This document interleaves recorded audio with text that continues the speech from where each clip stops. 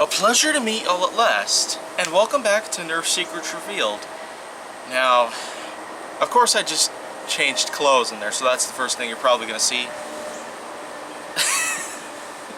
But okay, so right now it's episode 3 of season 7, so 7-3. Need to get put together. I've got a parent who was born in that year, 1973, but that's probably besides the point, because today, what I'm going to go through is that on this very day here, is that I'm just simply going to explain 4 big categories that made perfect sense into me ending up creating the first ever feature film of mine that I ever made for Nerf Secrets Revealed in general. Because in the last 6 years or so that I've had Nerf Secrets Revealed itself up and running, I could say I've went through a lot over the last 6 years, but here in 2019, it's been quite a busy year for me because of the fact that while season 6 had come and gone, there was a documentary I made about the series, and there was even a feature film that I made, which was short length, about a quarter of the average amount of time that an actual feature film would have, but still, it's a pretty good, threshold for me to come upon. But right now, since it has been at least a few weeks after I had released that feature film out to the world, but I'm gonna just go ahead and talk about a few things about the film itself and how there have just been so many things that I had taken into consideration just to have that film made, originally that is. But what I'm going to do today is that first off, I'm going to explain the plot line, basically, which I had never really put into the actual film because I did end up just cutting straight up to the chase. But to be fair, there had been lots of, movies, video games, and the like that had stories that didn't really actually involve a fraction of the whole plot line that is described, but rather it just involves mainly the plot line that's associated, with the game itself.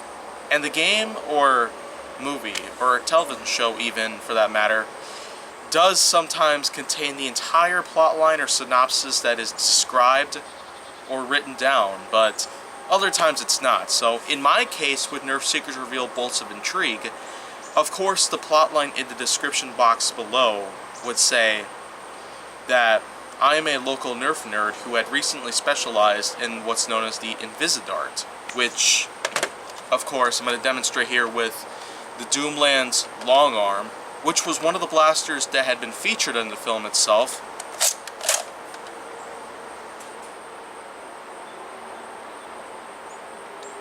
Yeah, so that right there is the Invisibullet. There's no muzzle flash present. There's also, of course, no actual dart in the chamber because, let's just say imagination fuels a lot of reality.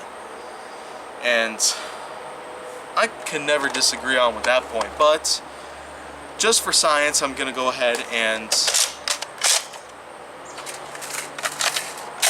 demonstrate it with the Helios, which was another blaster that I had used in the film itself.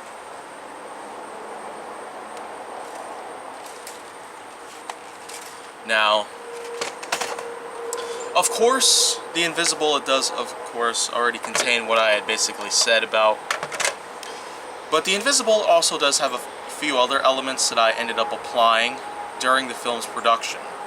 Basically, it is a big mixture of, sound effects that I had simply downloaded off the web, and I just simply applied them at the exact timing points that I needed to apply them on, just to bring the blasters to life here. Because of course the Invisidart of mine just so happens to be somewhat of a worthy ripoff of what's known as the illegally modded Nerf dart, which was originally conceived and fabricated by none other than Danny and Tommy Gunn.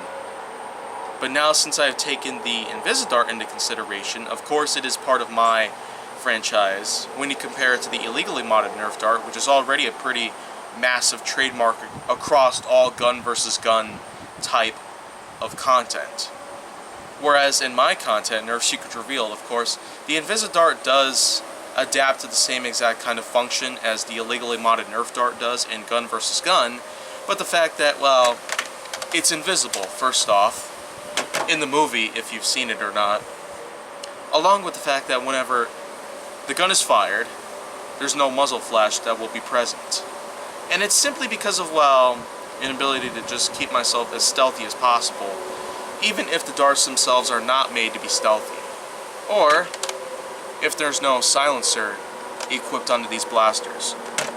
Now, I probably will find out anyone out there who can make custom-made silencers for Nerf blasters out there, just to, well, I guess silence them even more so than what's necessary, because the reduced muzzle flash, of course, or the complete elimination of muzzle flash, really does allow for the darts here to fly out without, well, getting tracked on by certain enemies. And of course, even though there were 0 enemies of mine that I had fought in the actual film, until, well, I guess the very end when I actually encounter what's known as the series of growls, moans, and the likes, as well as evil laughter, which will in fact give away the terms that a sequel would be present. But I will wait a little while before I actually start giving out details on that part. So, pretty much just leaving it at that. I feel like that bolts of intrigue with this particular node of using the Invisidart, which was a custom-made dart out of me, that was made by me, and that was practically adapted with the same usages and techniques that the illegally modded Nerf dart of the Gun vs. Gun channel had. But nowadays, it could be anybody's job. They can develop their own dart if they wanted to, but when it comes to me, oh, that's right. The clip is in Helios.